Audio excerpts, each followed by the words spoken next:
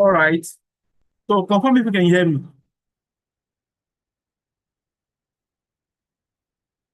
Can you confirm? Okay, good. We can hear you loud and clear. All right. Just the same thing we did yesterday. Just the same thing we did yesterday. I will share my screen again and have everyone look at their name so we can help us with the attendance. Please verify before we have our session today. Chooks, are you ready? Are you with me?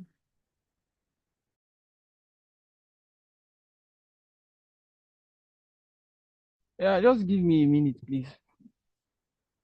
Okay, let me quickly share you the link to the attendance so we can get started with it.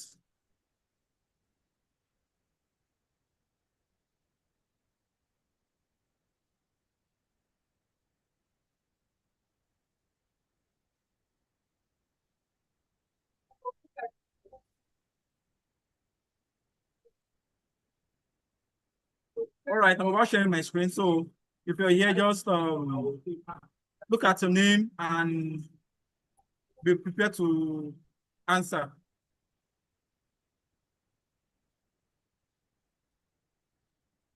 All right.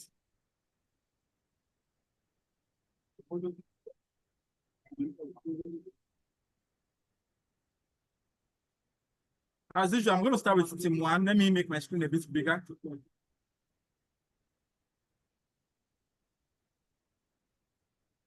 Okay. Now I'll start with team one. So for the first name, once you hear your name, just say present and we'll move forward. Merci, Tebamifo. Ejiro Obrit. Domilo Jadibayo. Domilo Jadiboyega. Adeboyejo. Adeborita Ayomikun. I'm present. Ayomide, okay. Samuel Ayomide. Zaron.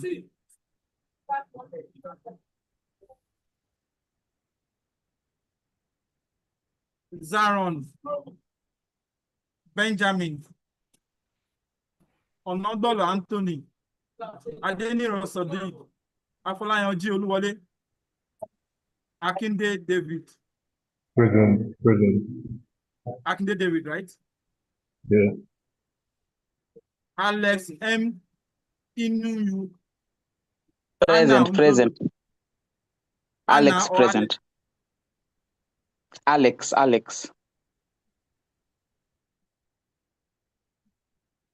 Anna Undolo. Awodi Abdulmujib. Awodi Abdulsamad. Bamidele Favor. Clement Ojo. Dr. Gift. Famuyiwa Emmanuel. Fani Olakunle. Ahmed Sherifuddin. Family Olakunle present. Okay. Ahmed Sherifuddin. Jegede Juad. John Victoria. Johnson Mayoku. Joseph Tizamana. Ignatius Emmanuel. Olamileko. Olowoni Dumanis. Oyedikashi Anthony. Saifullah Usman. Stephen Jeremiah. Oyin Powowe. Zainab. Ofela. Zainab Shifala is present. Zainab Okay, Shifala is present. Then that's team one. Moving on to team two. Team one is present. Adeniran Sadiq. Let me see Adeniran Sadiq.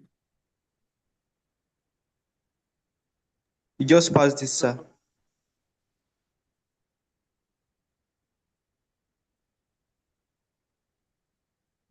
Yeah. Sir, please check it is present. Okay, I've seen it. Adeniran Sadiq. Sir, All right. please, team one, check it is present, sir. Okay, I will proceed to team two. Team two, pay attention. Jonathan Wisdom. Oladele Ibukun. Olamide Williams. Olofin Oluwatoke. Onujoy Ugoma. Peter God bless. Sabitu Salisu Kane. Sir Bon John Odu. Stephen Howard. Twesingi Duncan. Wahab Ayomide. Ayodele Oluwatayo. Awa Abubakar. Damilare Taiwo. Osman Present. Zakari. Damilare Taiwo present. Osman Zakari. Damilare Taiwo, present. Okay. Akinwale Aremu, Oluwadare Victor, Abdul Malik Aliyu, Alpha Goodluck, Bailey Ibukun, Bukoye Mary, Echo Topis, Emmanuel, Ekeka Oromi Felix, Goodness Epoto. That ends team 2. Moving on to team 3. Ibitu Wase Oluwabukola, Isaac Addison Adok, Kolawole Ayiti, Lana, Umboku Nsendu. Present. Oluwafunlade Afolabi. Present. Okay. Oluwafunlade Afolabi. Present. Oluwapelumi Olabade, Omar Ahmed, Olumolade Tinu, Teslim Lawal, Oshingiwaya Catherine, Adekunle Sowole, Balogun Jimoh, Kolade Naomi. Present. Balogun Jimoh present. Balogun Jimoh present. Okay. Adekunle present. Demini Ifalowo. Balogun present. Jimoh present. Paul Adeni present. Taiwo Ogunjobi present. Taiwo Ogunjobi Balogun present. Jimoh present.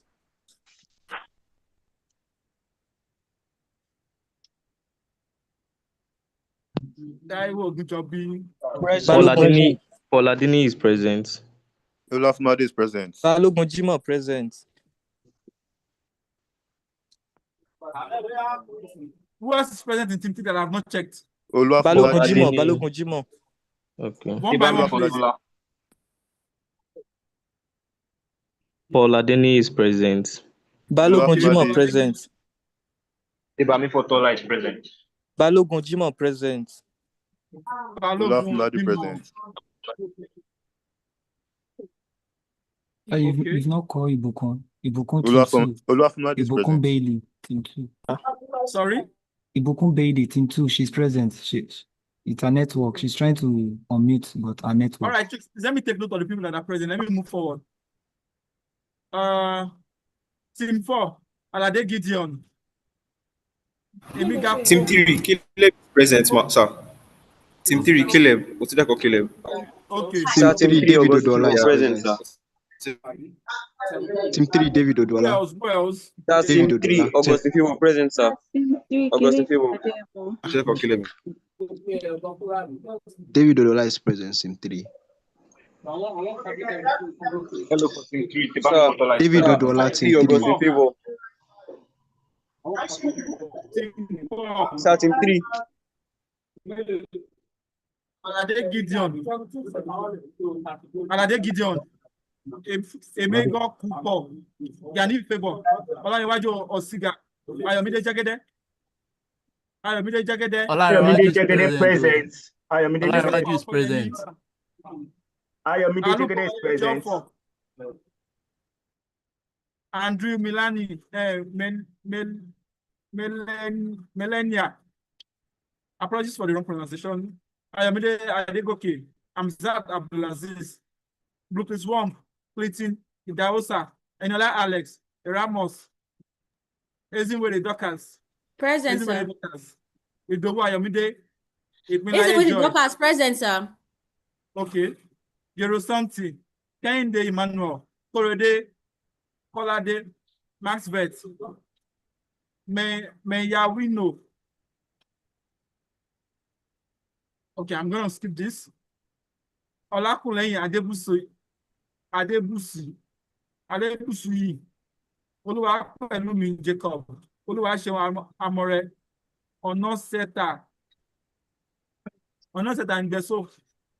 Ngbenoso, Pelumi Dairo, Present, sir. Esther Kiola, Titilayo Oyedele.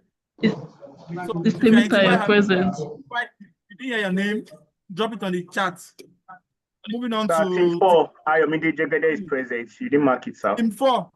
Ayomide You didn't hear your Jagede. name on the chat. Samuel Oroluwa David, Daniel Titilayo, Rom Odinaka, Ezim Daniel. Present, sir. Present, sir. Ezim Daniel. Present, sir. Adebayo present, Present, sir. Daniel Tisla is present. Team 5. Yeah, Adebayo is present. Ikrula is present. Daniel Daniel is Tislayo is present, sir. present. Daniel Roman Tislayo is is also present. present. Daniel Tislayo is present. Daniel Roman Tislayo Naka is is present. present. That's number 2. Hello, please, guys. It's becoming noisy. Please, one at a time. Do you understand? Please, one at a time, so that we can get who is saying is present. Please. Daniel Tislayo is present. Okay, I'll proceed. Okeleye Samson. Okeleye Present, sir. Samson. Present, sir. Okay. Bami Lọ́sìn Daniel. Tiwatope Ọlọ́runṣọlá. Abdulbasit Hamza. Akufestus Steven. Christian Udezi. Ebukaidi Gift. Apologies for the wrong pronunciation. Elizabeth Wanomi. Emmanuel Oluwa Sise. Egwaide gift is present, sir.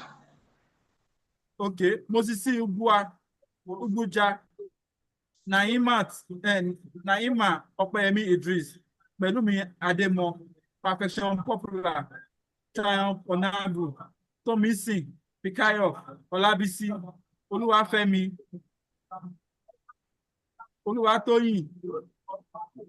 Oluwatoyin mi Sola. Oluwatoyin Sola mi. Sustain. I will skip this. Emmanuel, I will skip this as well. And then John Joy. That ends the roll call for Team 5. If you haven't heard your name and you're in Team 5, please drop it on the chat along with your team. Yeah, I think that's about that. All right. Let me take a look at the time and see how far we've gone with this. Okay, this is just 11:21. Let me confirm. Abimbola, are you ready for us? Stop sharing my screen now. Yes. Hi, Gafar. Yeah. Okay. Yeah, right about now, I'll be handing over to Abimbola. What Abimbola is going to be doing today is give us support regarding Unity and Blender. He's going to be giving us tips to make everything he's going to be giving us tips on how we can achieve our projects or our various tasks and have them completed. So Abimbola, over to you. All right. Thank you very much, Gafar. Hello, everyone. Yeah, it's nice to be back here. So, yeah, let's just get right into it. So we're going to do a bit of cleaning up regarding the last session, and then I'll share more tips on things you can do, like things to take note of when you're building your experience, when you're creating. All right.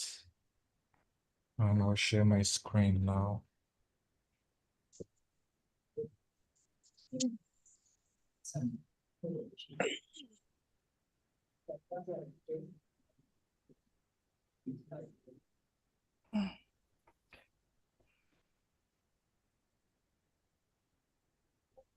Okay. So this was the scene I was showing you guys the last time. I just want to mention a few more things in this project setup that you need to take note of when you want to create your experience. So we already did this basic scene setup, set up the project, then the VR part of the project, then adding importing assets, into the project, and then adding some interaction, which is essentially the basics of it. So there was one process that one thing I didn't check that I ought to check. So I'm going to show you guys that. So if you build this project, because I did a test build and then run it on the headset, it's just showing as a flat screen. It's not showing properly in the VR mode. That was because I didn't enable an important aspect in the package in OpenXR. So let's head over to that place now. So let's go to the package manager. Not package manager, I mean the project settings. So I go to edit project settings. Yeah, so under OpenXR, you head over to OpenXR. So since I'm building for the MetaQuest, I need to enable this MetaQuest support here. So once I enable it, I think that's all. Let's see. So let's go to the project validator to see if there's anything. Yeah, so just click on fix and that resolves it. This is optional. Yeah. So that resolves pending things. So what this does is it just enables MetaQuest, the headset, to know how to display the experience properly on the headset when you install it. Because OpenXR is can be used to develop for various platforms, not just the MetaQuest. Can be for the HTC Vive using just this one SDK. So when building for the MetaQuest, you need to enable this checkbox so that your application displays properly in the headset. So that's the important thing that I needed to show you guys. So remember, in the project settings in OpenXR, you need to, after adding the profile, which we did the last time, you also need to enable this MetaQuest support since you are building for the MetaQuest. So that's it. So moving on to other tips. Done.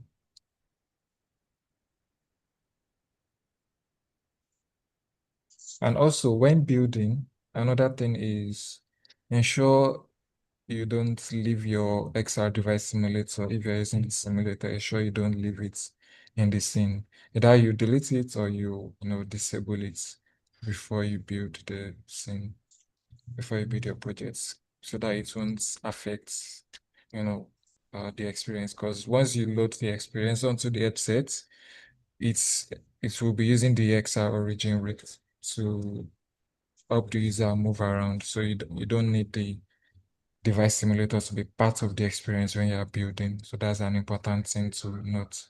So ensure it is disabled or removed completely from the scene when you are building your project.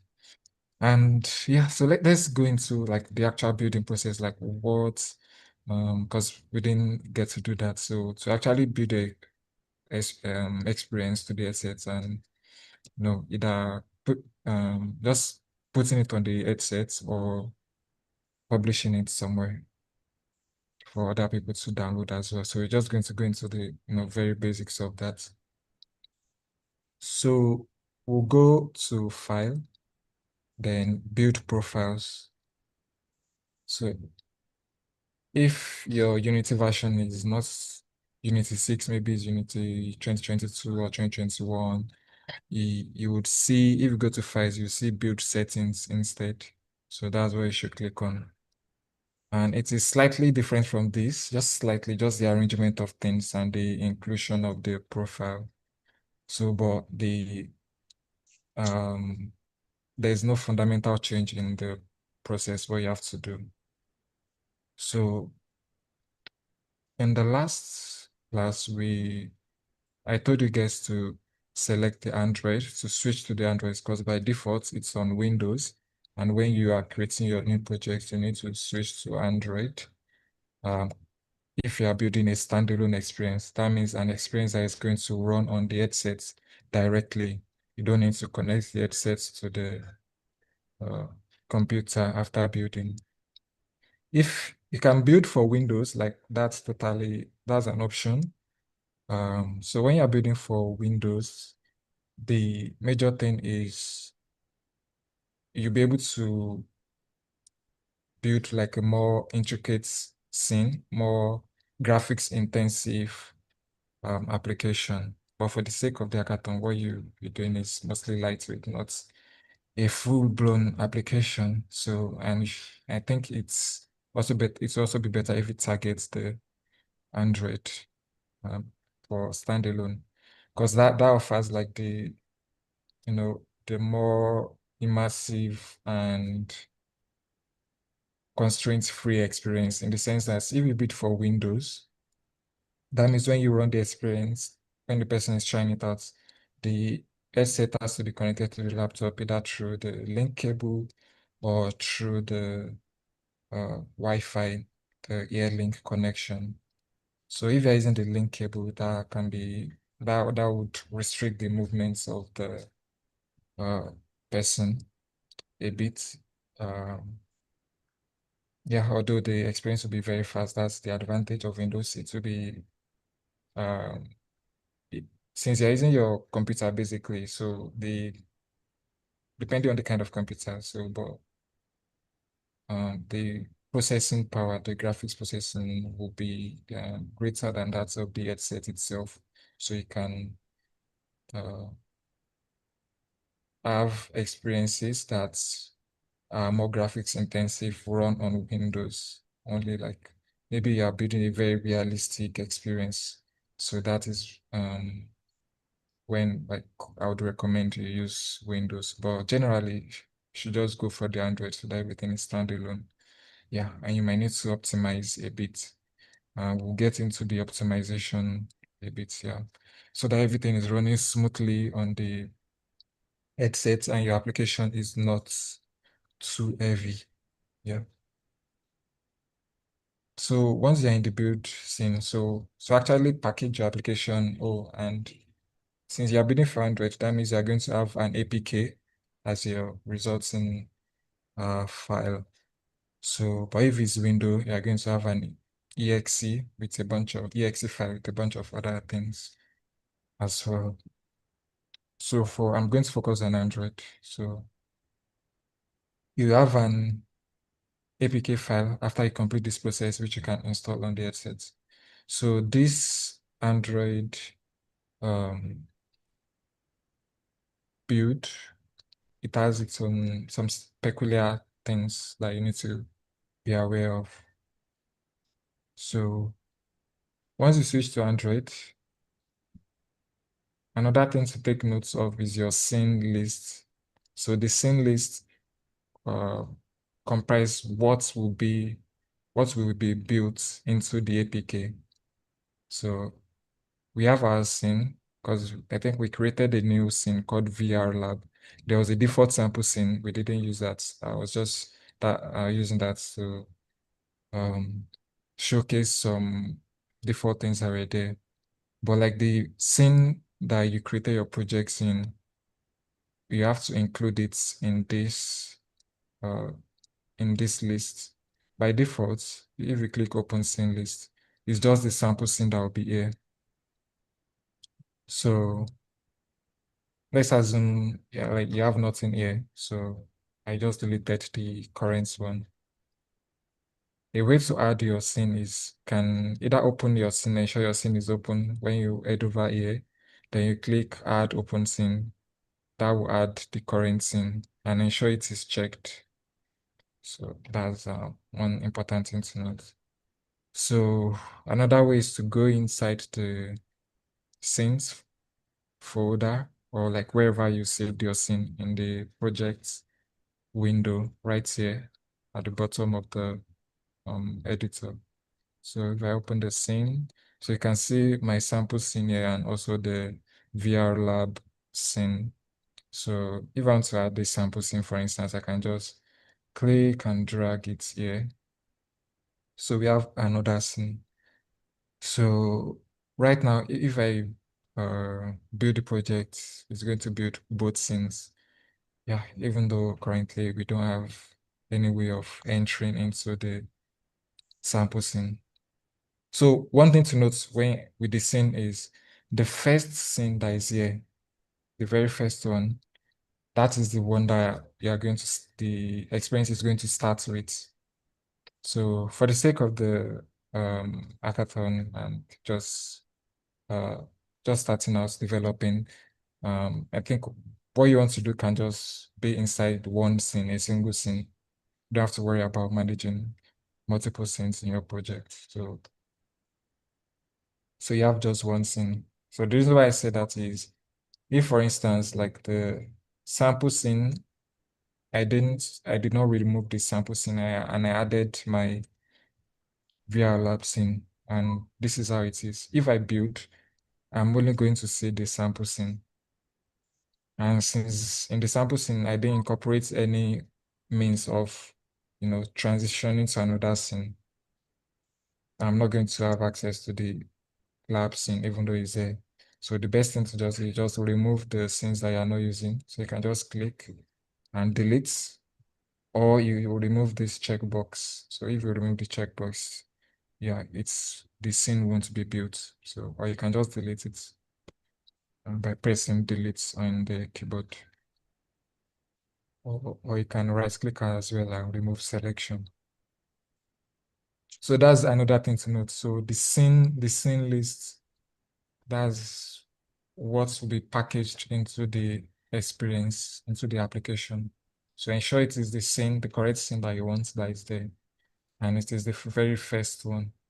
And you can ensure it is the only one.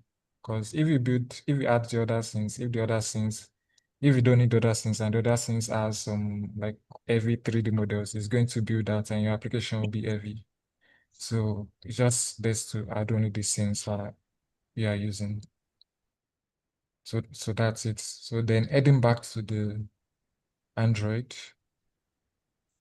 So handle the scene list.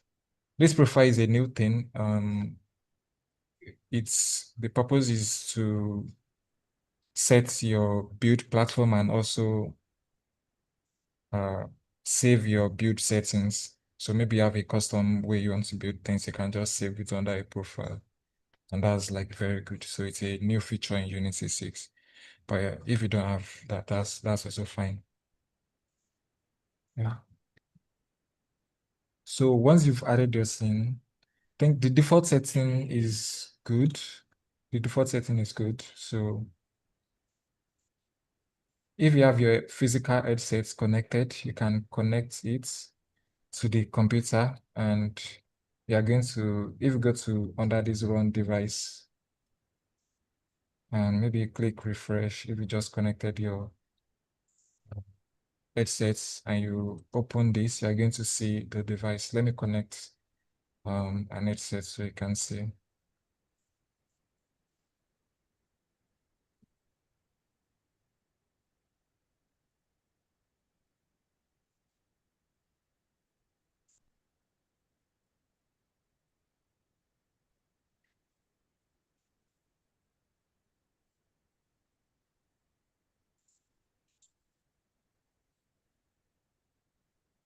So now I've connected, the MetaQuest 3, so and it's showing here.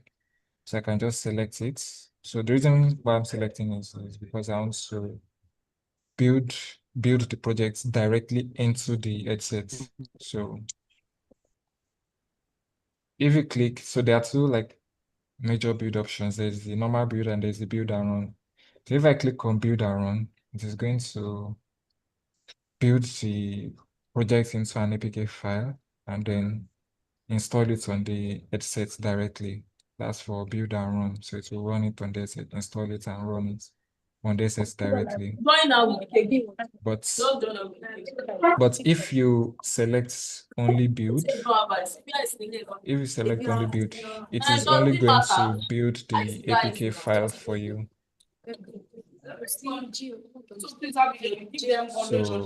it is only going to build the APK file for you. You will have to install it by yourself. So this is just like a bit faster.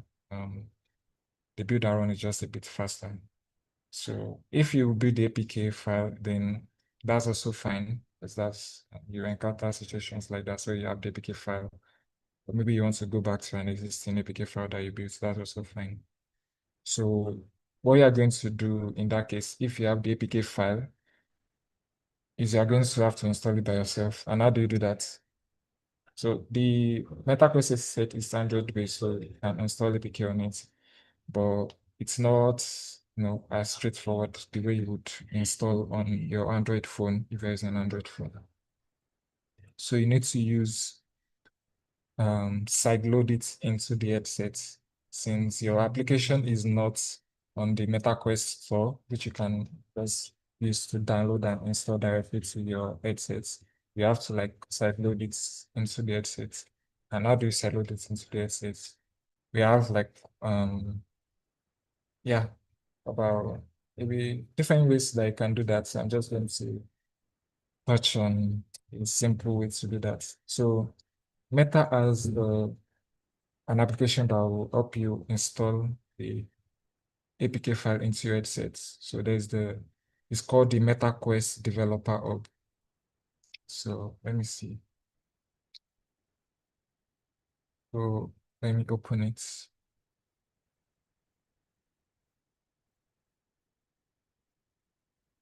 So you have the MetaQuest Developer Hub. Yeah, so you ensure your headset is connected. You go to the device manager. Yeah, so you can see the device that is connected. Yeah.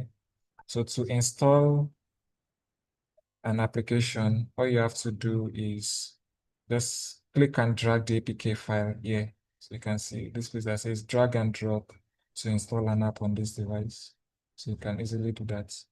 So if you don't have your headset connected, you're not going to see this because there's no place to install it. Yeah, so that's another way to install the application on your headset. So once you install it, once you drag it, it's going to install it for you. Yeah. The MetaQuest developer also helps with a few other things in development. Let's say casting the screen of the headsets to a live feed for you, doing screen record, doing screenshots. Although you can do the screen record screenshots directly in the headsets as well. But if you want to like show it on the computer, you can do that directly here. So yeah, so there are a few other things that help, the developer in the building process. So yeah. So another application that can do this is the SideQuest. So whichever one download, that's also fine. So we have SideQuest. It also helps developer. The SideQuest came around, I think, before the MetaQuest developer out. So a lot of people are familiar with this. So that's good. So to use this to install, you ensure your set is connected. Once it's connected, it's going to show up here. And you also need to click allow, when you connect your Android device to your computer, it's going to ask for permission. So you need to click allow for it to show this green dots. So once it shows this green icon, then you can install your application. So to install, you just go towards this top right corner of the software interface. This icon that has the downward arrow, it says install APK file from folder on computer. So you can just click on it, then navigate to the location of the APK file, then you open. So and that will start the installation process. So once the installation process starts, it's going to notify you at the bottom of the screen, and also you can click here to see the running tasks, this icon. So you see the state of the installation, if it's successful or not as well. So those are the quick ways to install the application on your headset. So that's one thing to note. Yeah, and another key thing is when you are building, you can adjust the player settings. Let me just show you like some important settings that might give you troubles. So just need to be aware of them. So click on player settings right here. Player settings is under project settings. So you can go to project settings, then come here under player settings. So it's always good to set this for Android, since we are using Android, so it's good to set this company name and product name. So the product name, that's the name of your application, and the company name, yeah, it can be any name, it can be your own name. So yeah. So the key thing I want to touch here is the unique name. Android generates a unique name, a unique package name for the application. So and it is based on the company and product name. So it needs to be unique. So whenever you have different applications, if you're just using the generic one that is there, the next time you create another project and you want to install, it might conflict with that file. Either maybe you won't be able to install, or it will just like affect your installation process. So it's better to just ensure each project has a unique product name. The company name can be the same since, yeah. So just ensure the product's name is always unique. At least, or the combination of company and product's name is unique, and also the version number as well.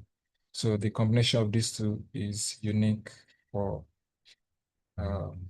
any project. So the reason why I'm saying that is if you go under this, still under Android, in other settings, so you scroll down to the identification. So this is what I'm talking about. Identification, you have package name. So by default, it might give you this, it might use an inbuilt identification name that Unity automatically generates for you instead of using the company and package name. So you might need to, yeah, override that. So just override that. So once you override that, so it's automatically set based on, it automatically sets itself based on what we have up here. So if I change this from VR workshop to VR app, let's see.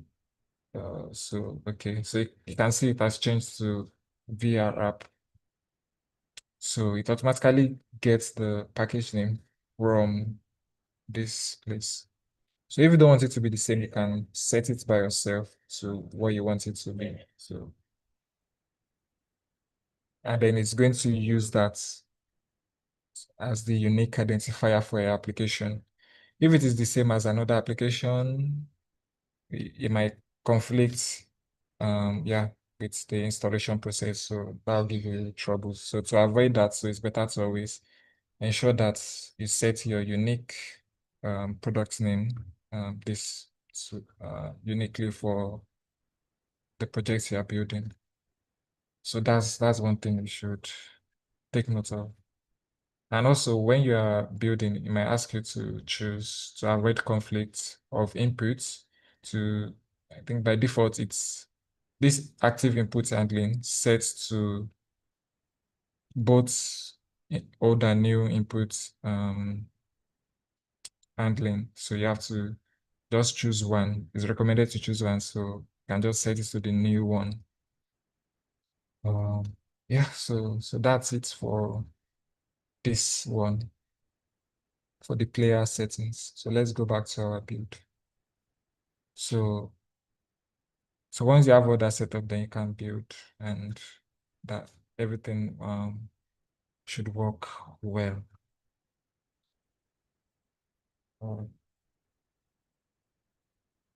And if you are building for Windows as well, you see this is a bit different. So you can just switch platform and build. Then you have the exe folder on your computer.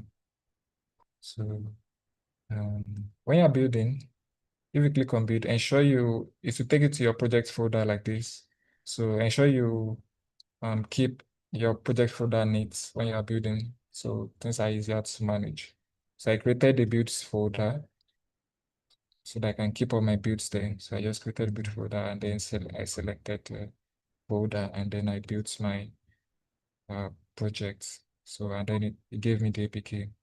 For Windows build, it's going to give you the exe file and a bunch of other supporting files.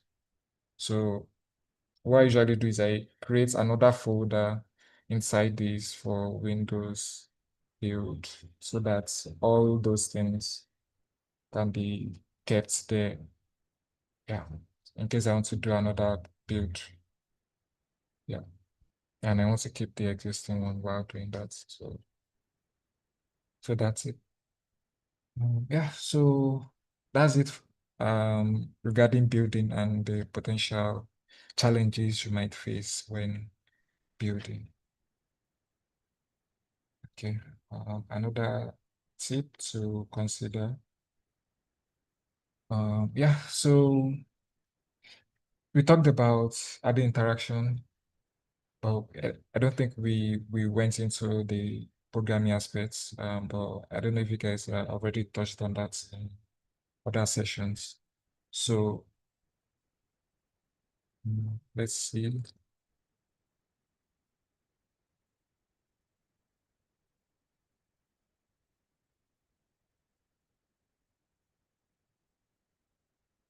So I'm just going to add a simple script in this application that would help us just to see the use of scripts in Unity and how and some tips that we can make use of when we are scripting.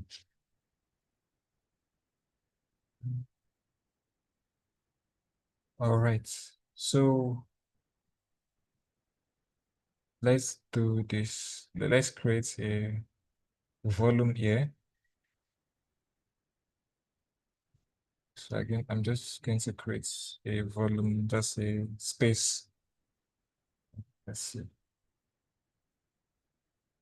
So let's go to game objects, 3D game objects, a cube. So it gave me a cube right here. I can't see it properly. Let me move backwards. Okay, so this is the cube. All right, so let me move it. So when moving, you can select the, since I want to move it on the floor, so I can, yeah, just move it this way. To snap to surfaces, like when moving, you can hold Control Shift. So once you hold Control Shift, you can easily move your objects while snapping it to a surface. So instead of having to spend time trying to figure out where the exact surface of the table is, so it's automatically help you do that. And when you are dragging assets from the, from the assets from the project window here, it automatically snaps to window. Or let's say you already have the objects in your scene and you now want to drag it to another place. So to easily drag it, you just hold Control Shift. So and to show this icon here, so it saves you some time. So you just do Control Shift and then use that to drag. Yeah. So just another tip for you. So I can then scale this a bit, maybe to 2x its original scale. Yep.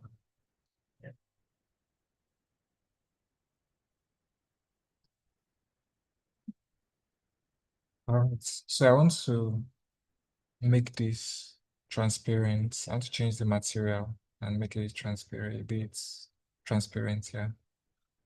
So let's just do that. So remember to organize your project folder well. So I'll create a folder for materials.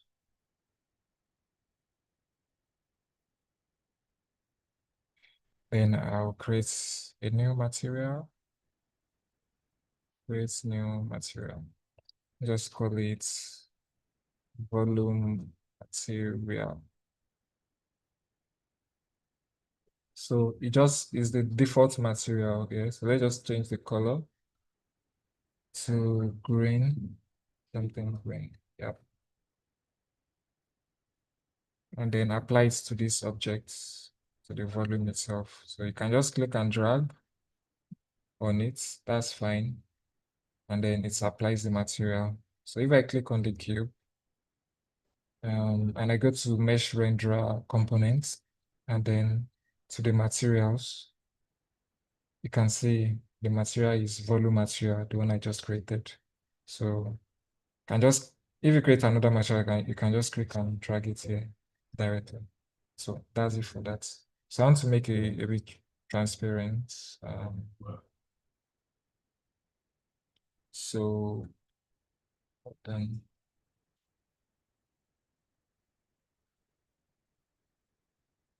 yeah. Okay. So let's make the material itself, the surface type, transparent first, and then want it to render on both sides. Okay, before I show you that, then let's apply the transparency to the color. Yeah. So now we can see the transparency. So I think this is fine. Yeah. I also want to render on both sides. Typically, if you don't need to render on both sides, there's no need to ensure you are not consuming too much GPU resources. But the reason I want to do that is because if I enter into this, I can't see anything. That's because we are inside the cube right now. So that's another thing to note. Because we are inside the cube, and the material is not rendering on the inside of the cube. So it just looks so free. So to change that, I can change the render face to both. So now the material is rendering on the inside face. Works. Yeah, so this is it. Yeah. So yeah, so just some other thing for you guys to take note of. So but what I want to do is I want to change the color of this thing through the scripts. You can just do that, with AI, like just say to generate a script for you that will help you change the color whenever an operation happens. Maybe if we click a button or if we enter into the space. So let's just click on, we're going to trigger the color change whenever we enter into this cube. So to change it from maybe green to red, for instance. Let's raise this up a bit. So it's not directly on the ground, so it's not interfering with the ground. So I'm going to create a script. So go to my assets, create a script folder. I'm sorry, let's delete that. Create a folder first called scripts. And then create the script. Either it might not be a real script, it's a default script, so I can just come here, scripting, scripts. Yeah, so let's just call it the volume let's call the name of the script volume, and then we also rename this cube to our volume. Yeah. So when scripting Unity, to ensure you get the best use of the features that it provides, it is good to add your IDE, your integrated development environment, in the editor, so that Unity recognizes that, oh, you are using this program to write your code. You are using Visual Studio or maybe Rider. So to do that, I go to the editor preferences. So I go to edit, then preferences. Then I go to external tools right here. External tools right here. So by default, there might be nothing here, but because I've already set up my Unity to use Visual Studio, that's why we have Visual Studio here. So ensure you select the IDE, since I already showed you guys how to install Visual Studio, so just select it. It should show up on this list here, so select it. If it doesn't show up, you can browse to the location that it's installed, where the exe file that runs the application is, so that it's then Unity can see it that way. So just add it. So it is recommended to do this so that it's integrated properly with Unity. So once you do that, once you set it, then I can double click on my scripts. And then it will open in Visual Studio.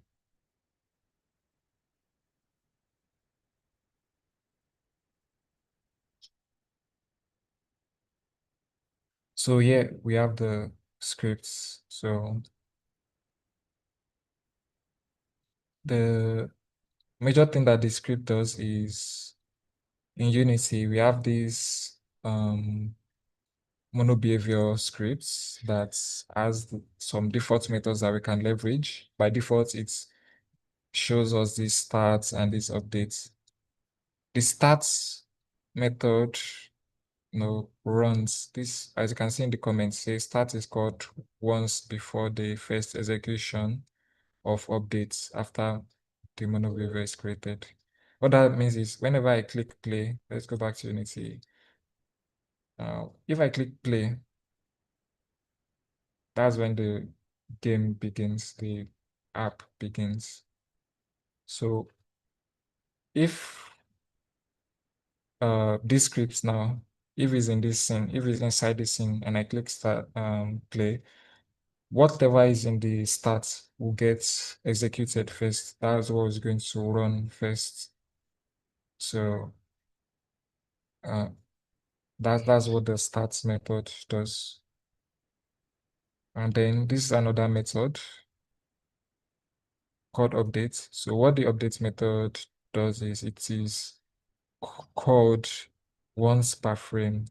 So what does this mean? So when you have your movie, maybe you recorded something or maybe you're watching something, so like a video. Video comprises of, if you're into video editing, you've heard of like frame, or maybe games, you had frames per second. So a movie, a video is comprised of different, it's a series of images, basically. It's a series of images that makes a video. It's like a motion picture. So it's like multiple pictures that make up the video. Yeah. So one picture is displayed for a certain number of time. Maybe let's say for instance half a second. So half a second, one image shows, then another image. Like in movies, like the time is much smaller than that, but like just as a reference. So let's say it renders like just one picture like every 0.5 seconds. So that's one way to create a video. So in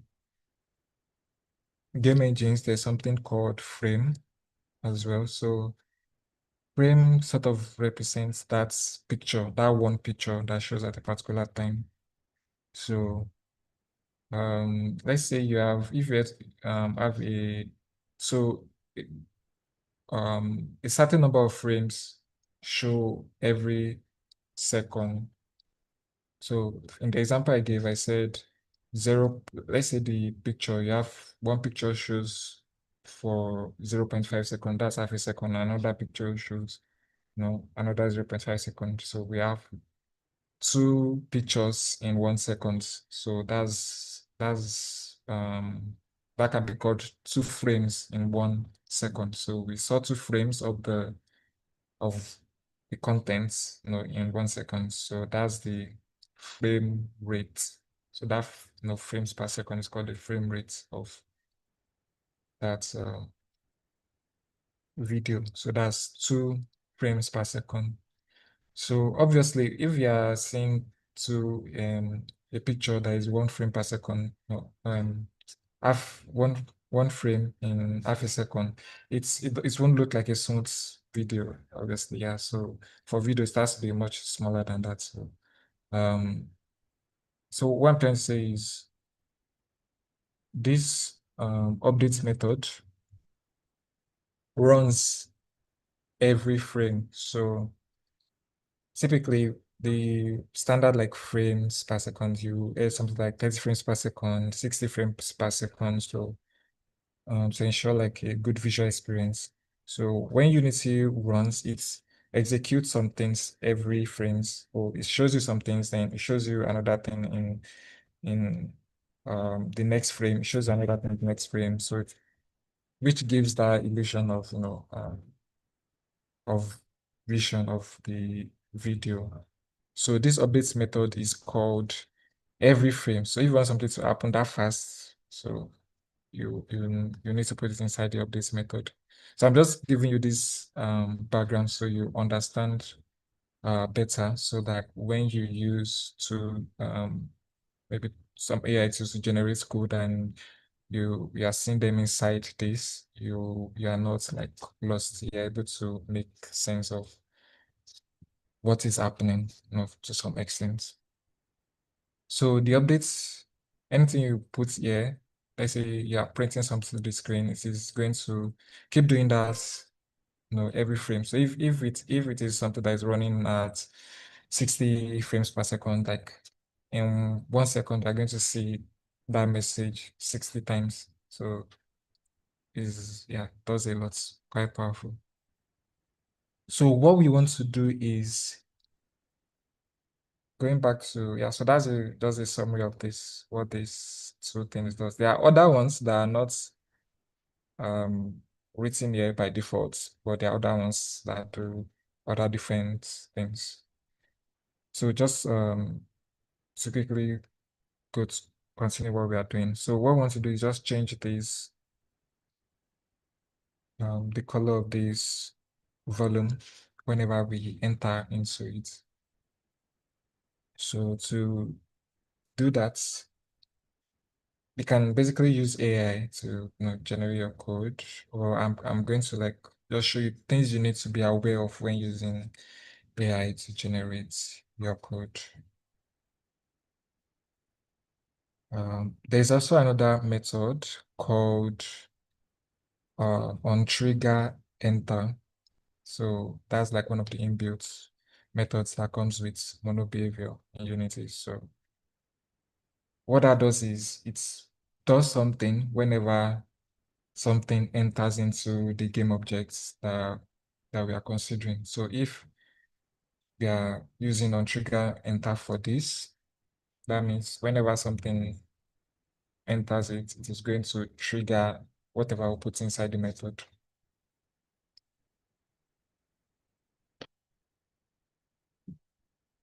So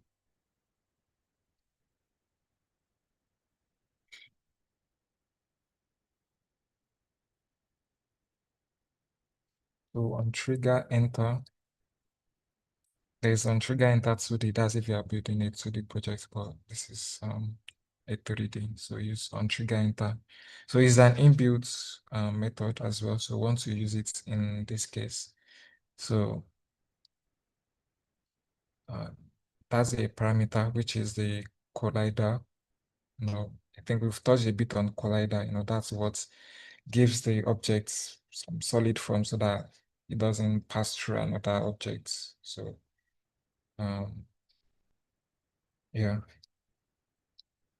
So this collider is for the objects that enters into this one. So it's going to take note of it, and you can then specify some actions that you want to happen here. All right. So heading back to Unity. So whenever we save our scripts and go back to Unity, Unity is going to recompile, whatever we've done and then add it into the engine. So this script now is not in this scene yet. So even if you run if you add the interaction, let's just add the default interaction to start. Let's say I want to put in something to the screen. Let's use the debug.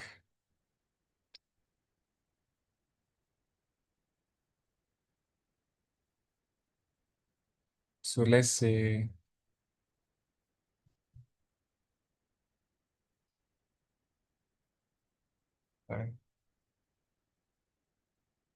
let's say hello world here and save, then go back to Unity. You can see Unity we are recompiling, so we are back here. So what I have here is a script that just debugs something, prints something out into the console. It's just like a quick test. So debugs are very useful for like quick testing your code to just see how things are working out. So, and I put this in the stats, so it should, whenever I play, it should just appear, it should just perform this operation. So if I go back to Unity, and this is the console here, if I click on play,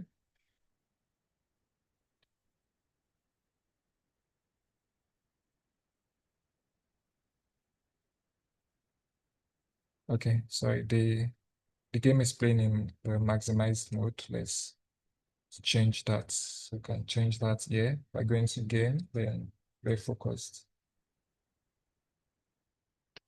So open.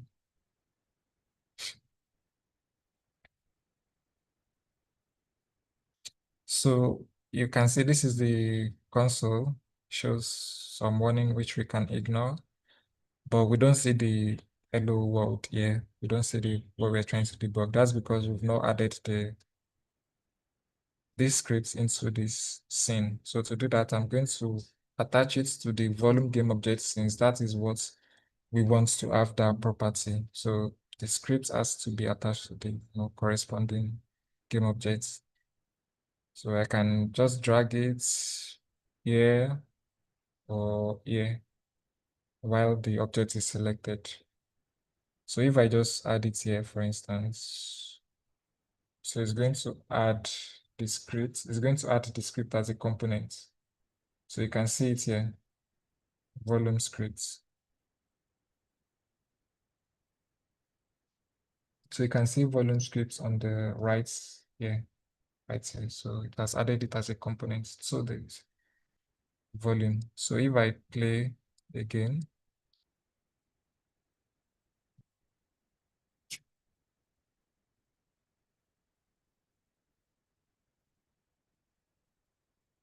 so you can see the debug message, hello world here. So that's like the high level of how the scripting works. Yeah, you have your code, you add it to your scene, and then you're able to add some functionalities to the object. So that was just a testing. So the main functionality we want to add is to change the color of this objects.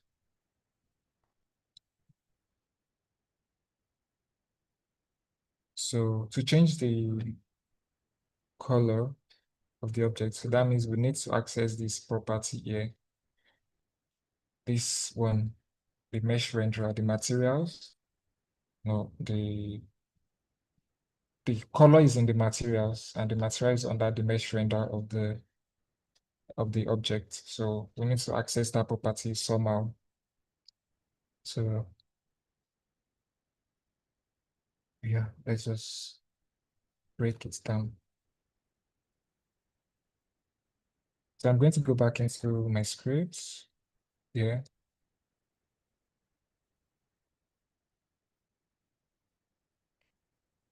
I'm going to go back to the scripts here. So I want to just change, the first thing I want to do is just to change the color whenever we start, or how do I do that? So I need to add a reference to that, that material, that material, and change it to one that is red inside the stat. So I need to add the reference first, then that reference I can now change it in the stat. So to do that, I come to Unity here. So I need to, I told you the color is in the material and the material is in the mesh renderer. So to change the color, I'm going to simply head over to the materials folder. So this one is green. I'm going to create a red material. So, and then whenever I want to trigger the change, I'll just swap the material. That's an easier way to go about that feature. So I can duplicate this volume material. Let's first rename it. Let's call this green volume material, and then duplicate it using Control D, or just right click and duplicate. Then I change this to red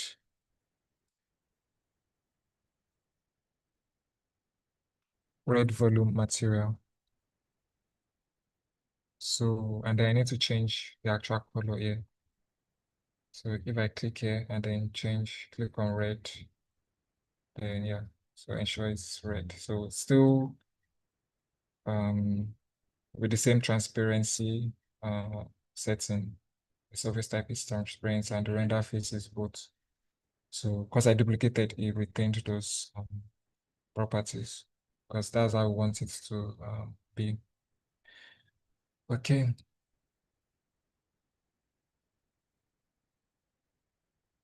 So now, so what we want to do is access this mesh renderer component and then swap out this material from green to red whenever whenever an object enters into the volume, or whenever we enter into the volume. So that's one way to go. So how do we accomplish that in Sketch? We've already broken down what we want to do, and now we are going to achieve it. This is the mesh render component that has the material that we want to change. And the other material that we want to swap with is right here. So how do we do that? So to do that, we need to store this reference to this mesh renderer, and also references to the volume, to the volume materials, these two materials. We need to reference them somehow. So we need to store them in variables so that we can reference them and change them, at runtime. So that's what I'm going to do in my script. So in my scripts, I'm going to come here and then create a variable for all those, expose a variable for all those things that we mentioned, the mesh renderer and the two materials. So at the top of my scripts here, just for the stats method, I'm going to add those variables. So add them as private. Let's do mesh renderer. Let's just call it mesh renderer.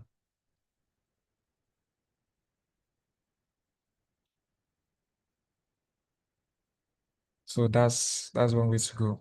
And to ensure that this shows up in the Unity editor, I'm going to serialize it. So that's what will make it show in the editor so that we can manipulate it there.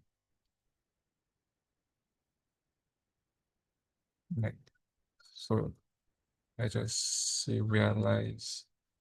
So serialize field. So let's save it and see what we have so far.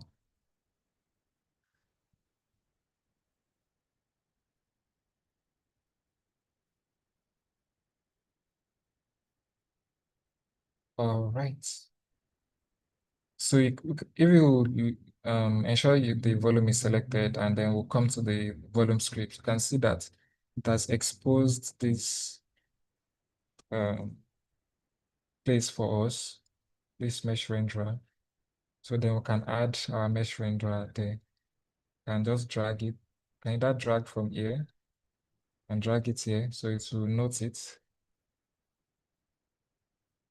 or you can drag it from here, from the object itself, and drag it inside, and then it's going to look for inside the object if it has the mesh renderer components, and then assign it by itself. So that's one way to go. So the reason I'm showing you guys this way is because when you use the AI to generate your script, usually it will tend to do everything like inside the scripting interface and very few things inside this interface. But like doing everything just through the scripting interface will make the process longer and make things unnecessarily cumbersome. So it's good to understand how these things work, so you're able to just use the simplest approach. So we could have written a line of code to actually get this mesh renderer components without having to expose it and drag it in ourselves, which is probably what's like the AI to give you when you try to generate the code that does what we're about to do. Yeah, so this is it. So let's add for the material as well. We'll serialize the field. You can see the Visual Studio 2 has the GitHub Copilot turned on, so it's recommending some line of code, which is exactly what I want. So I'm just going to tap to accept it. So I want to expose a material field, so I'm just going to tap to accept that. I'm going to change the material to material 1, and then I'm going to duplicate, Control D, then have material 2. So 2 materials that I want to swap. So I'm going to save, assign them.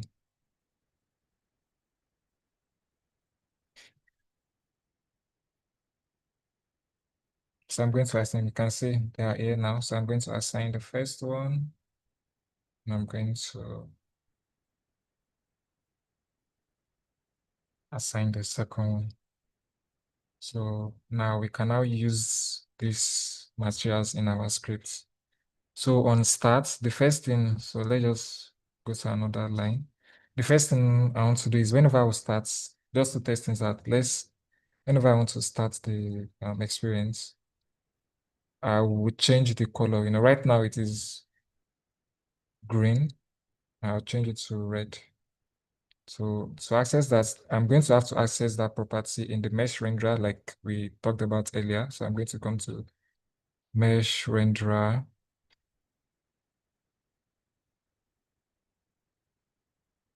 Mesh renderer. So I want to access the material. So I'm going to access the material.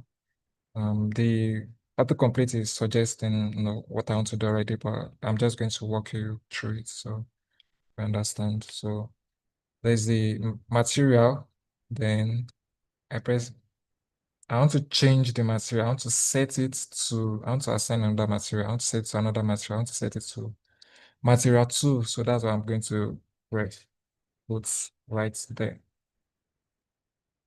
So to material 2.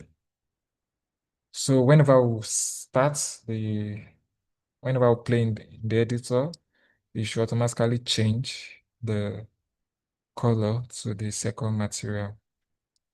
So let's save and test that in Unity.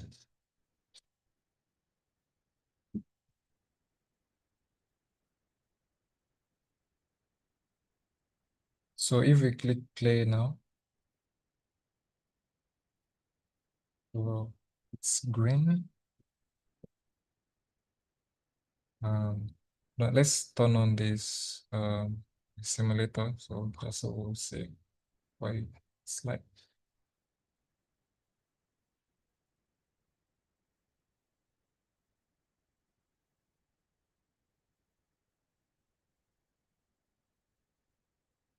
So if I look to the right, so you can see that it is red, just like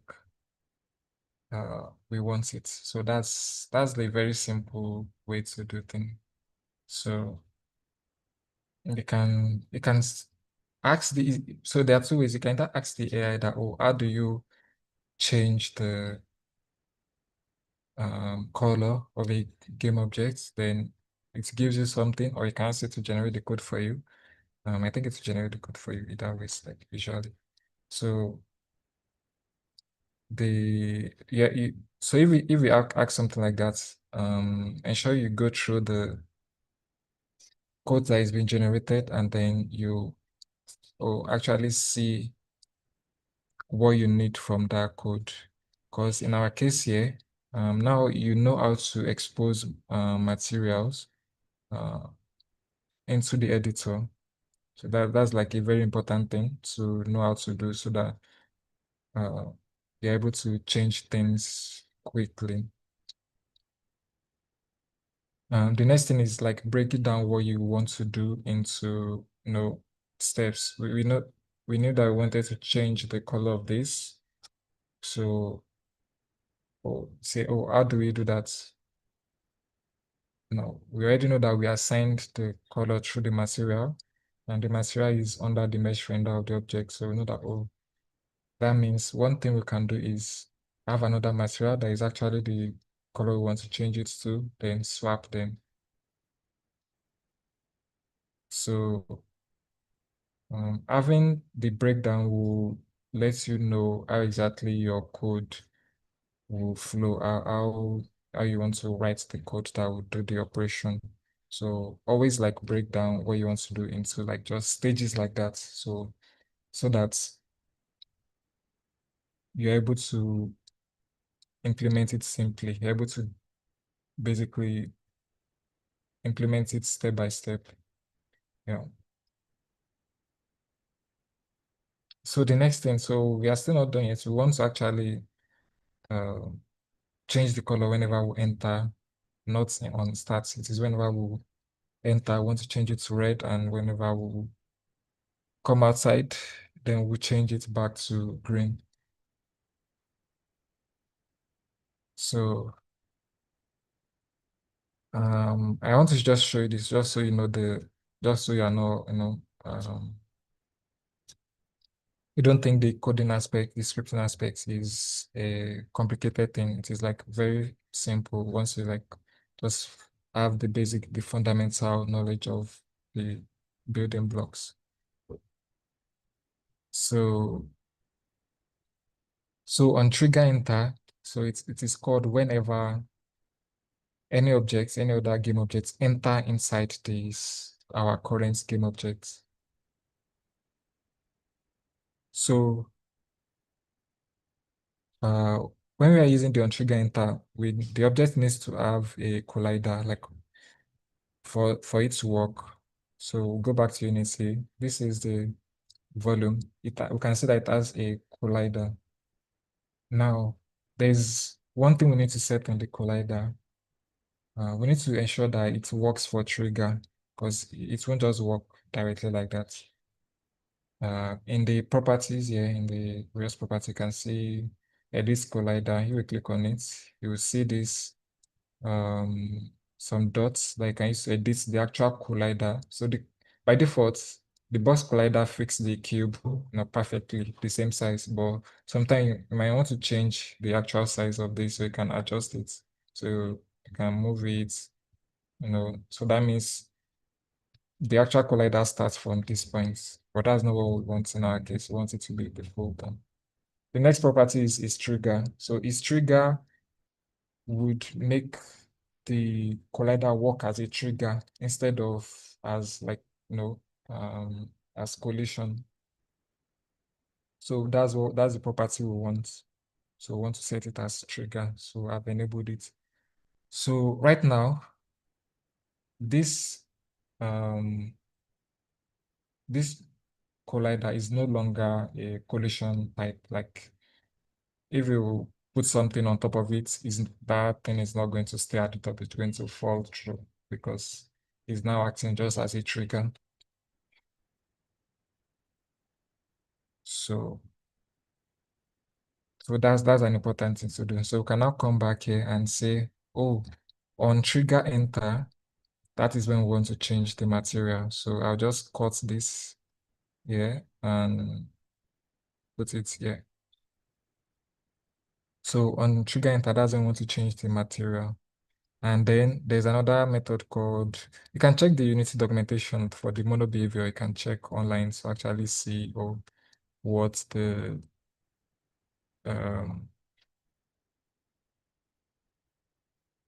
yeah, the various things that it's about. Not this one. You can check online on the Unity website. So that's a good way to also like learn. Yeah. So there's another method called on trigger exit. So that is the one, you can guess what it does.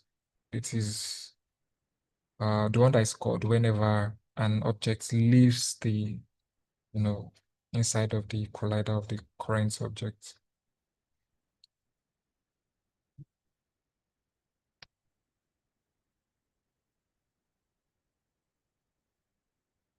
On trigger exits. So also has the same thing. So, and the Copilot guessed what I wanted to do correctly. I want to set the material back to material 1 because by default is on material 1. So I want to set it back after when the object leaves. So this is it. So let's save and then we'll head back to Unity.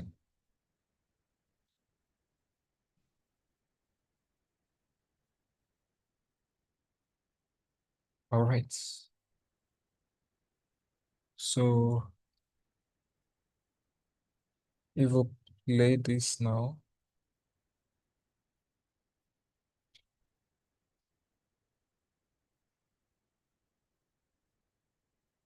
so we can see that it is green, just like we've programmed. Let's see what will happen when we enter. Oh, nothing happened. Why is that? Okay. So nothing is happening right now. So we need to figure out why nothing is happening.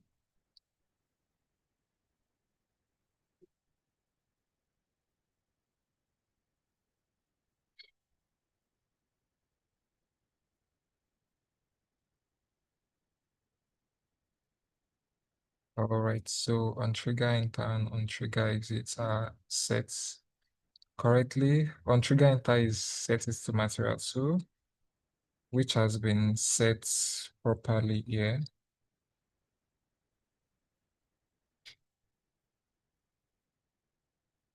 Okay. What I'm hoping is that this is not an issue with the device simulator, because the device simulator doesn't exactly behave the same way the XR rig does, even though it simulates the behavior. Okay, so let me just do a quick test.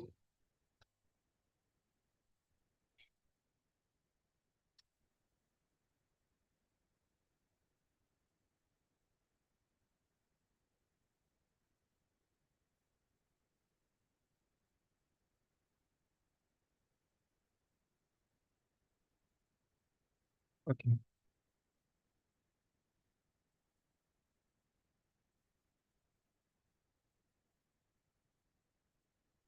It's still the same behavior, so yeah, let's so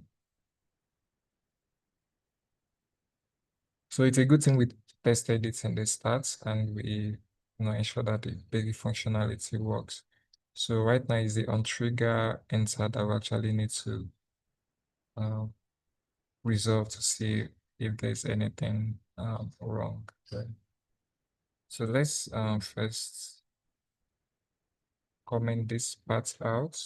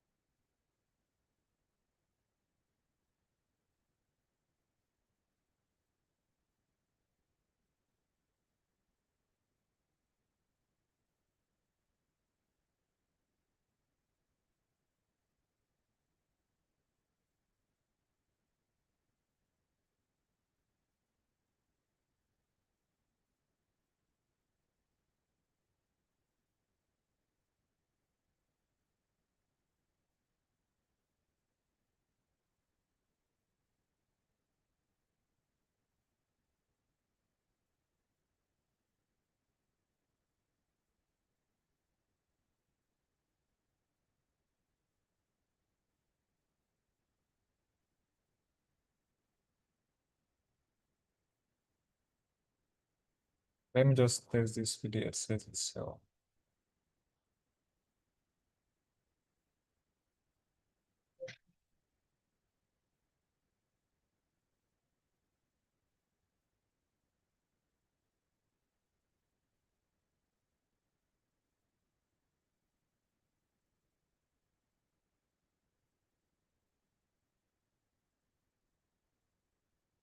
Let's test this with another object that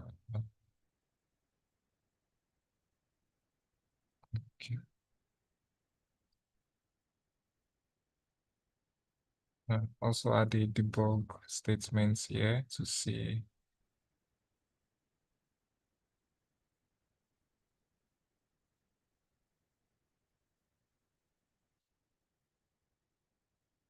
so I want to say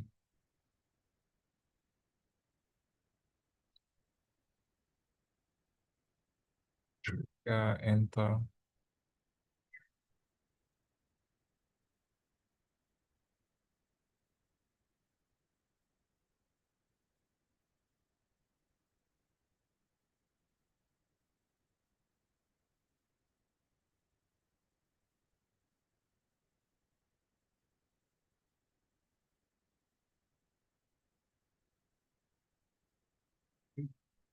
So let's test this with another game object.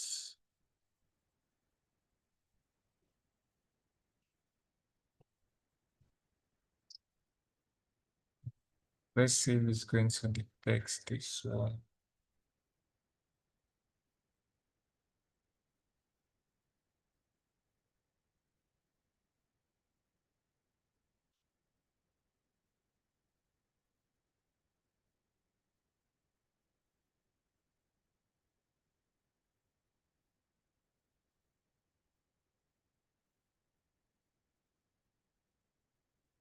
It's still the same issue. Let's check the console. So we are not getting anything from the on trigger enter debug. So that means it's not the on trigger enter is not working at all. Yeah. Okay.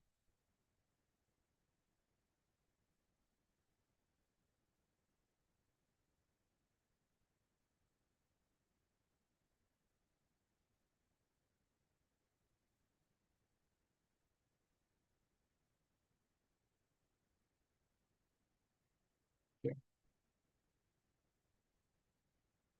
So more debugging. Yeah.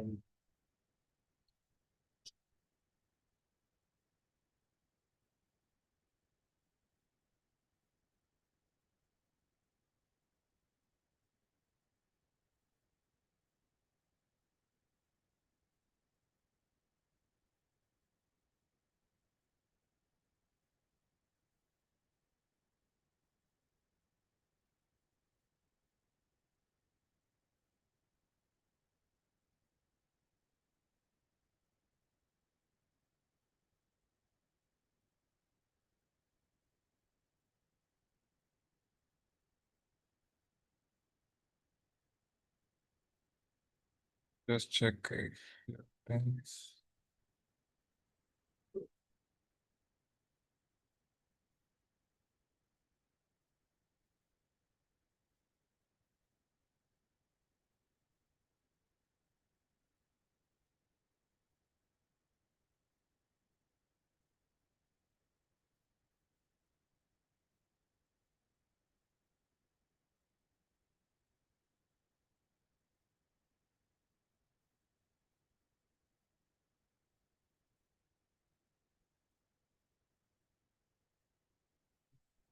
Well, let's just do a quick Google. Maybe there's something I'm missing. Yeah, so on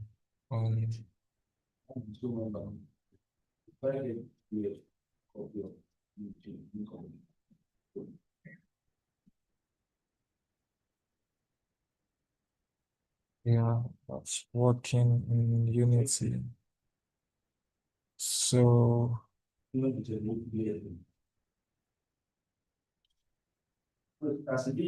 yeah, so another way to like debug. It's just checking online to see other people are having that same issue.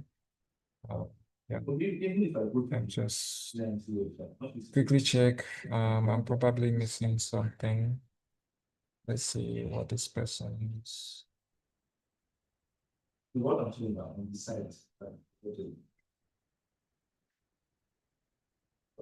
Okay, so that's not a mistake. This person used collision in the method instead of collider, but we use the correct thing, which is a collider.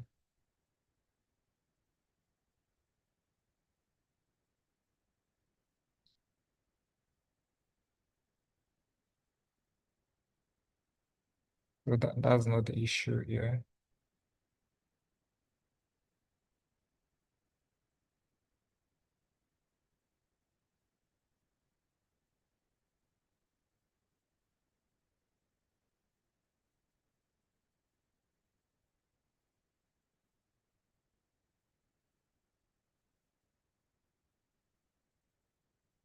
Yeah.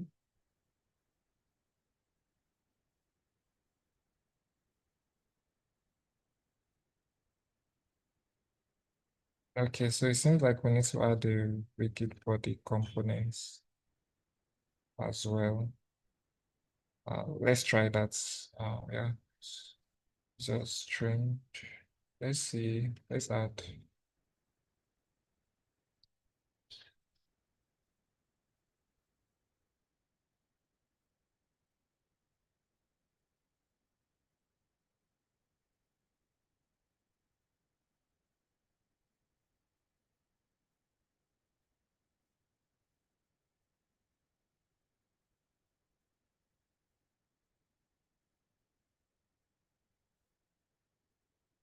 Yeah, so it works now. So we needed to add a rigid body. Yeah, totally forgot about that. So we need to add a rigid body to the object, this one that we are trying to use to detect other objects, other game object colliders. So since we made it a trigger, that's not the only thing we need to do. We also needed to add a rigid body. So that's one thing I missed. So and I set the rigid body to its kinematic so that it doesn't yeah, or it just stays in its position. So yeah, just that's also another way to fix bugs. Just check online. So yeah, might miss something, and just checking online can save time. All right, all right. So this is most of what I wanted to show you guys. So let's delete this. So if we'll play now.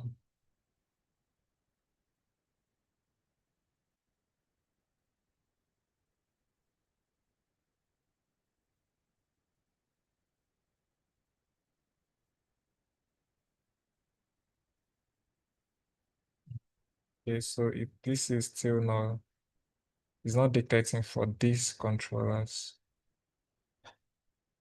But if we add another object,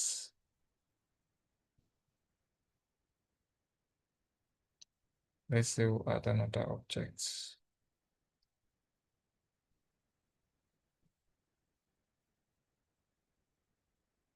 We are still in game mode.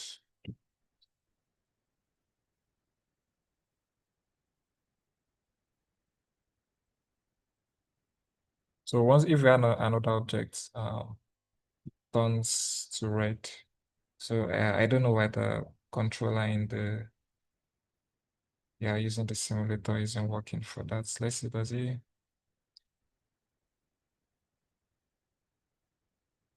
Yeah.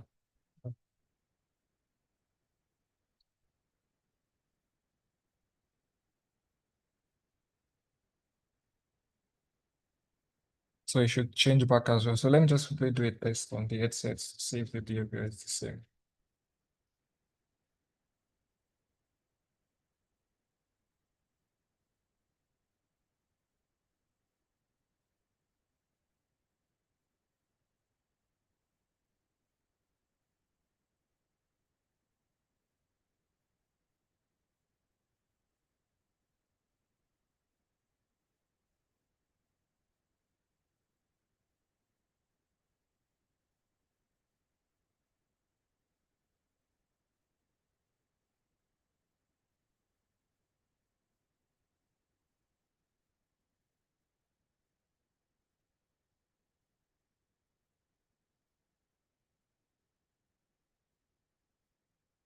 Let me disable the simulator.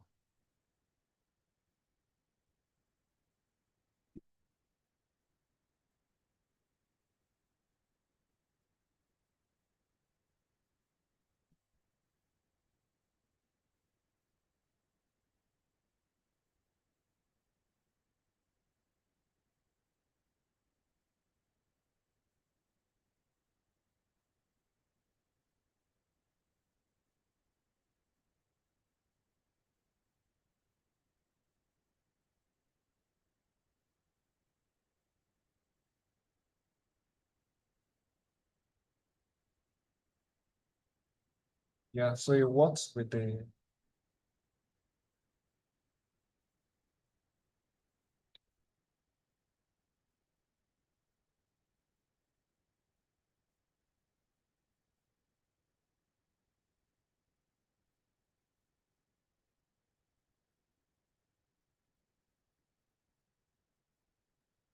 Okay, so that's what I wanted to confirm. So for those of you that are using the simulator, the device, this actual simulator, so some things, yeah, like this one, but yeah, might not work as it actually would in the headset.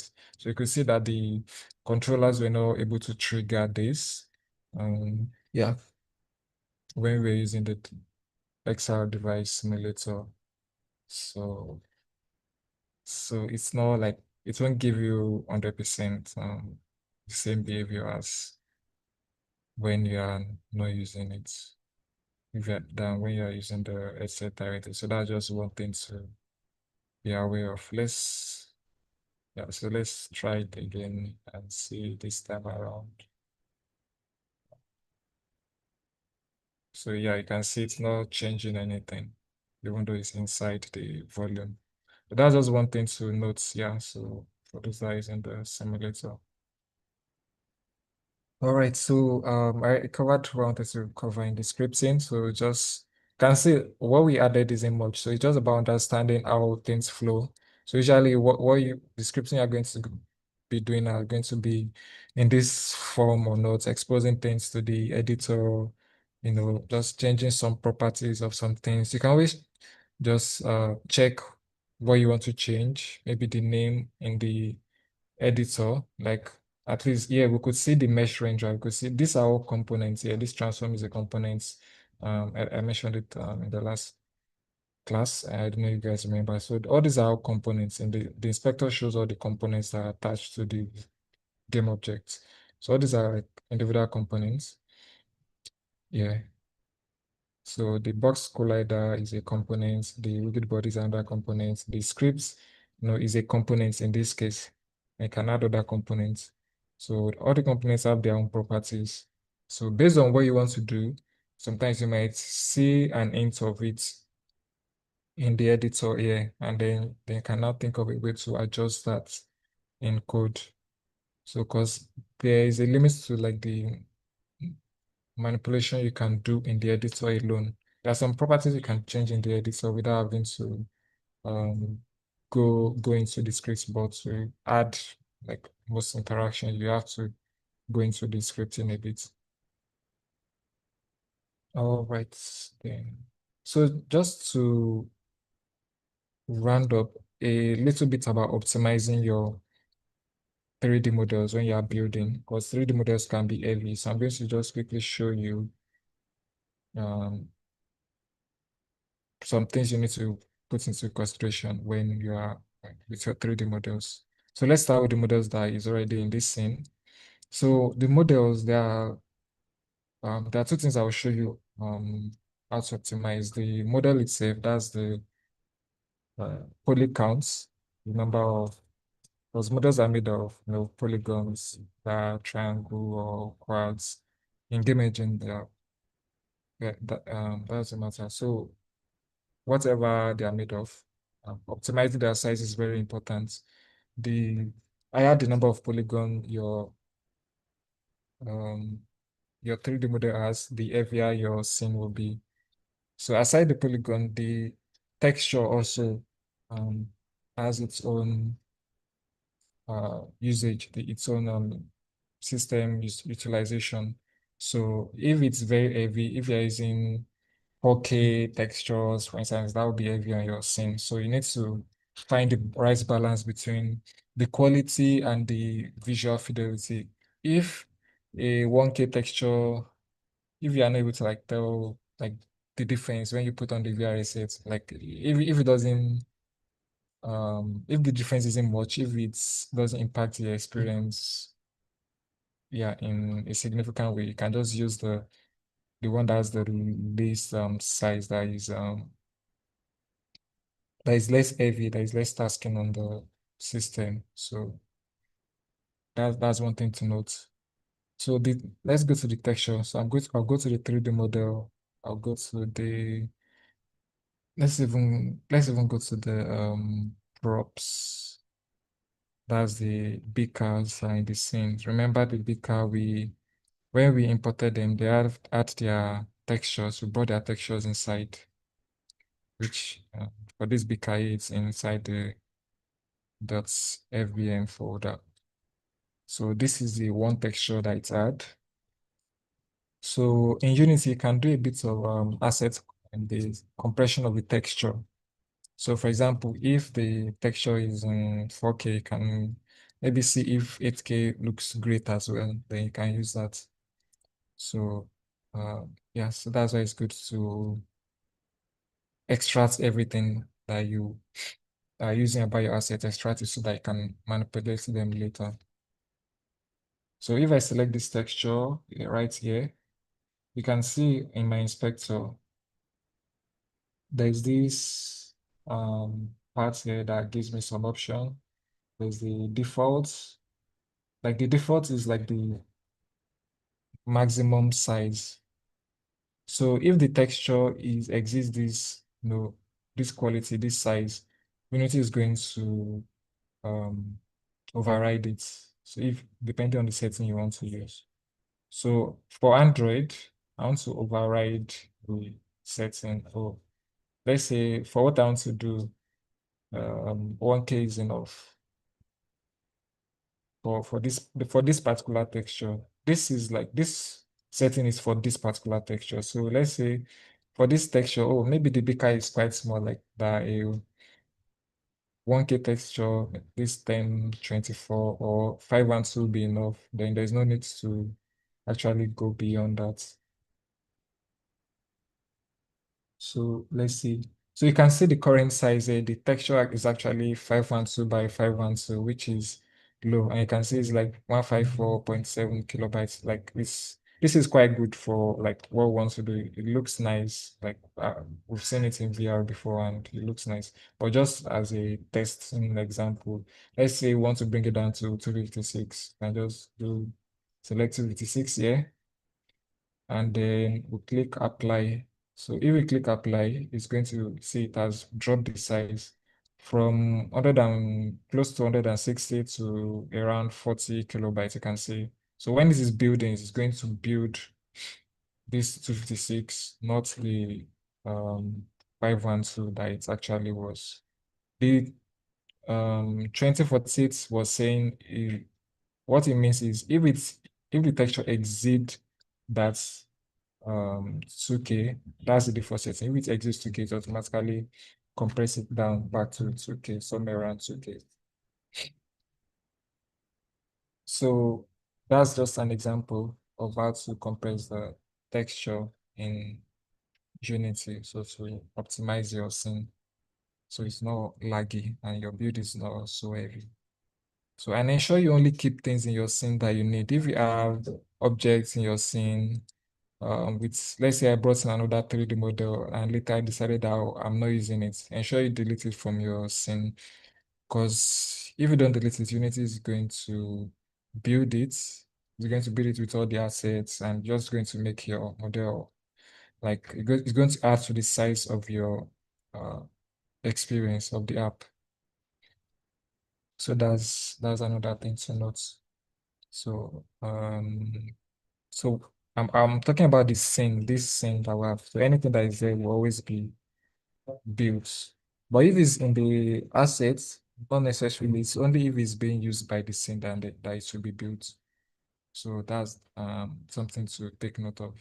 So if it's right here, you can still keep like some unused asset like but like maybe you're not sure, maybe you're just testing, you can keep them in the assets window here, but like if you are not using them at all, they shouldn't be in the scene at all then, because Genesis is going to build them when you build.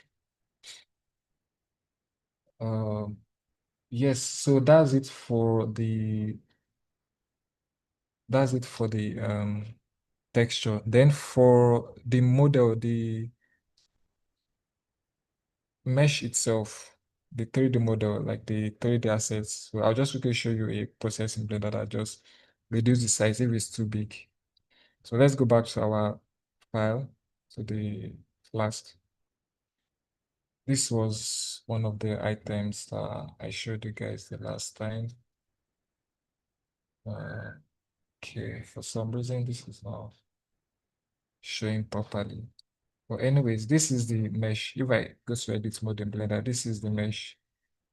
Let's say for instance, this is fairly okay. Yeah, this is fair. Let's see. If I turn on statistics, you can see the triangles count is 792 triangles. So that's fair for this model. But if assuming it's a heavy mesh and I want to reduce the poly counts, a very quick way is to do that in using a feature in Blender called decimate. Is a modifier. So what you do is select the objects that you want to select, that you want to reduce the poly count of.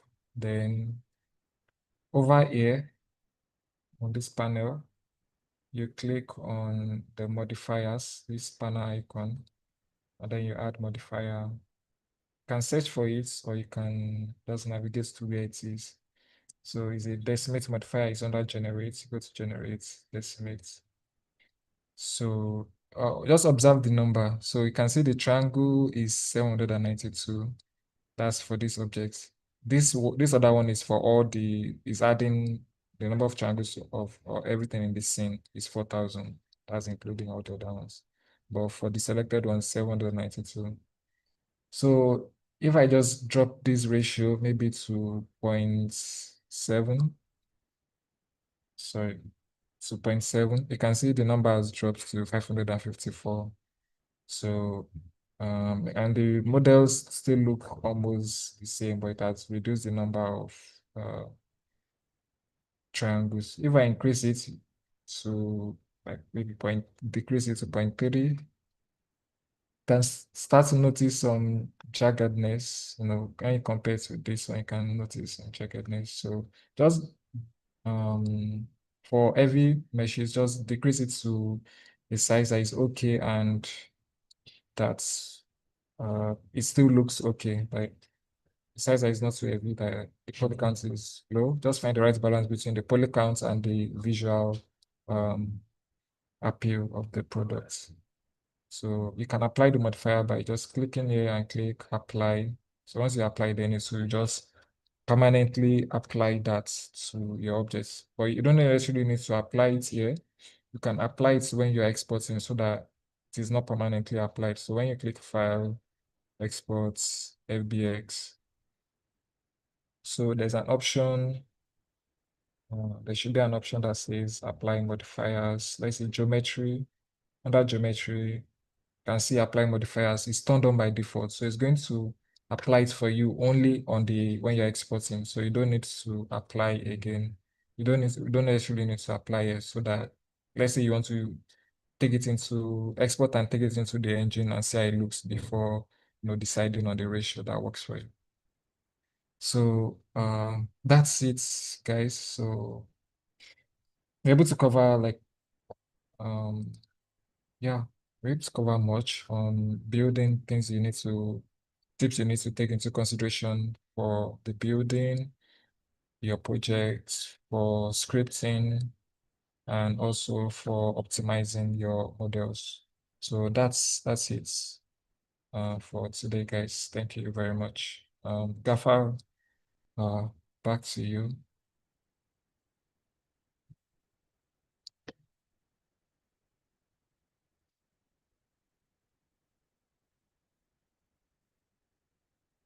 Okay, let me stop sharing my screen.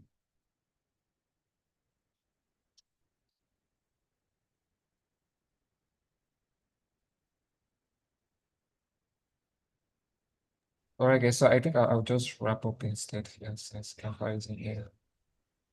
All right, Yeah, are you okay? Thank you so so let me much. see if yeah.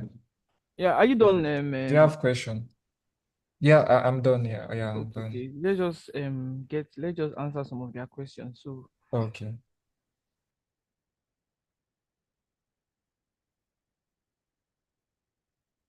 All right. Let's just answer a few questions. Oh, I think maybe some people stop. My voice was really low for a while. I think I was facing away from my microphone. Any question before we call it a day?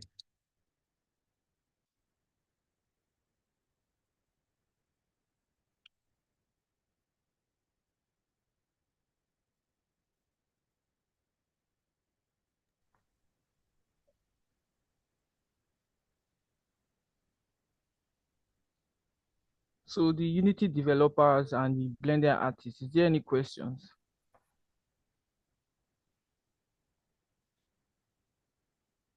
Yes, you get the recording of this video. It will be posted on YouTube.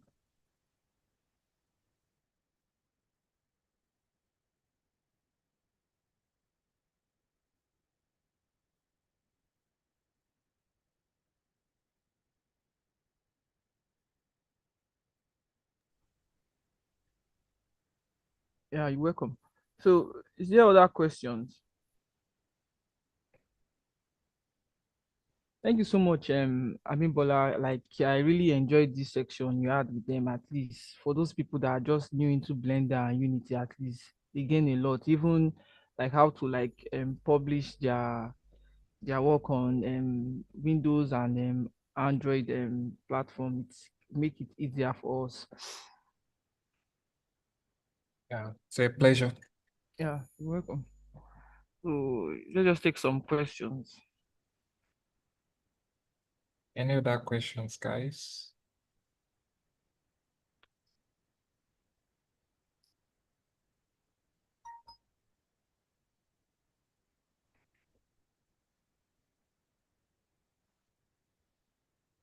I think there's none.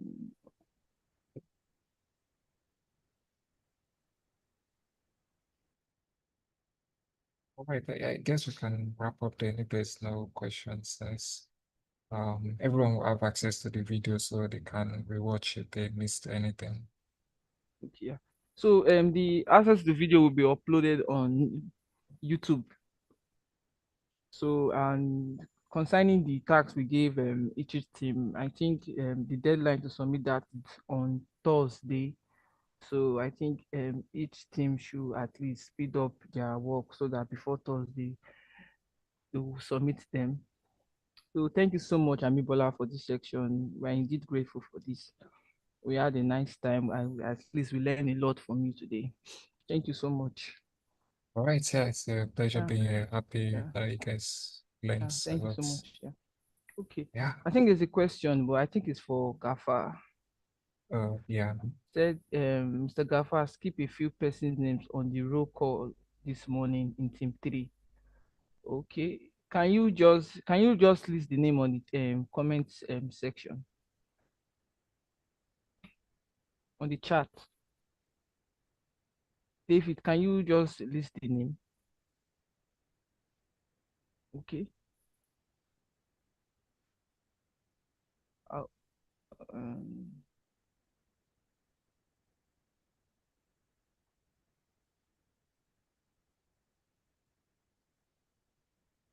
okay, I will add that on the attendance list.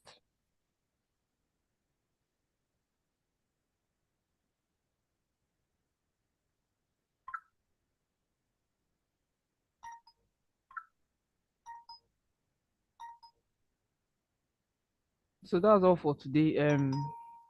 So till on Thursday, right?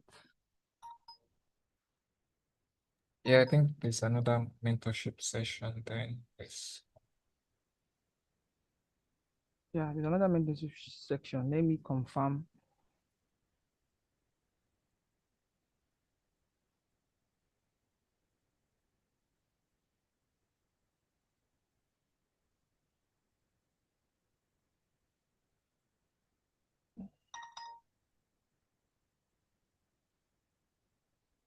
No. Okay, Yeah, there's no, there's this no. is the last one before This is the the last one. submission. Yeah. Yeah. Yeah. So for the next one will be like presentation on Thursday. Yeah. Yeah. So if you also have questions, you can write that on Discord. We'll definitely answer you on that. Thank you so much again, Abibola. It was so nice having you on this section. Yeah. Thank you so much. Yeah, so that's all for today. Till on Thursday. Have a nice day, guys. Right. Bye bye, everyone. Bye, everyone.